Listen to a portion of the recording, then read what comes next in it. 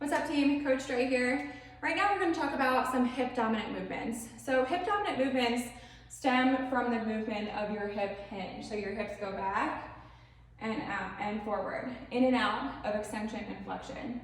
So when we think about our hip load, starting from the top, we have a good morning. So we typically do this for a warm-up movement, but it can also be tied into your strength. So that same movement, like your deadlift, all of this ties back to this hip dominant portion.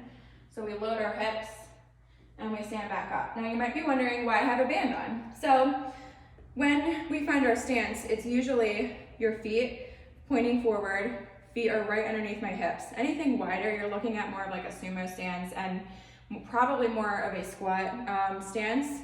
So you want to think about your toes pointing forward, and then my feet are anchored into the floor. So I do this corkscrew motion where my feet stay planted, but I kind of push my knees apart against that imaginary band, or if I have a band on, a real band. So it's a light band we want to keep here. We don't want to do anything too heavy because that will pull our knee in, okay?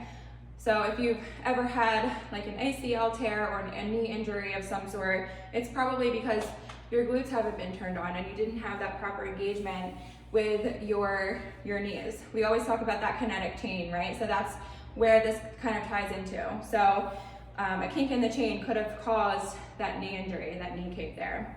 So we turn our hips on by activating with a band. Now, if you've built up to this mechanic, you don't need the band, but it's always really helpful to gear into that. So starting our hinge pattern off with that good morning, we find that bend over stance. And as I bend back, that's where that band comes in. So I push my knees out against that band and stand up. So that good morning is our first hip hinge movement. And then we have something like our Romanian deadlift. Your Romanian deadlift, your hinge pattern is a little more straight leg. So I'm gonna bend, stretch my hamstrings out, and stand up.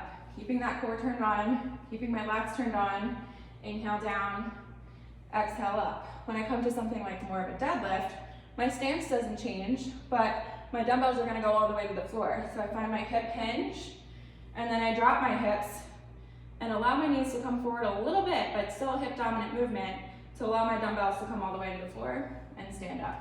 So let's see that difference. Hip hinge in your Romanian deadlift, straight leg, to your conventional, knees bend a little bit. Then we have our glute bridge. That's another hip dominant movement. So I find a nice tight fist in the floor, nice tight core. I bridge my hips up. Inhale down, exhale, shoot my hips up. Nice squeeze here. And that is typically the same position you would be in if you were standing up doing that hip hinge pattern. Inhale down, exhale up. Same thing, pushing my knees out against that band and keeping my hips turned on that whole time.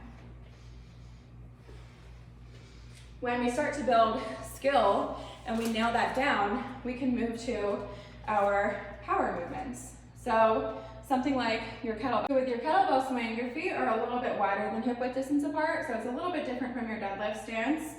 But essentially, with your kettlebell deadlift, starts right between your feet. We roll those shoulders back into place. We slice at our hips go back. Backing it up here, not rounding my spine, okay? So on a back it up, right? Load your hips here. Again, that imaginary band, pushing your knees out. Gripping the bar of the kettlebell or the barbell, if you have access to that, and stand up. Right back onto the floor. So when we turn this into a powerful movement, we get into a kettlebell swing. I find my stance. There's another tutorial video for this, but I want to show you how it relates. We roll those shoulders back into place, slice at our hips, load the cannon. So it's that same hip hinge pattern. Then we find it in something like our broad jump. So we inhale down, exhale up, same movement pattern.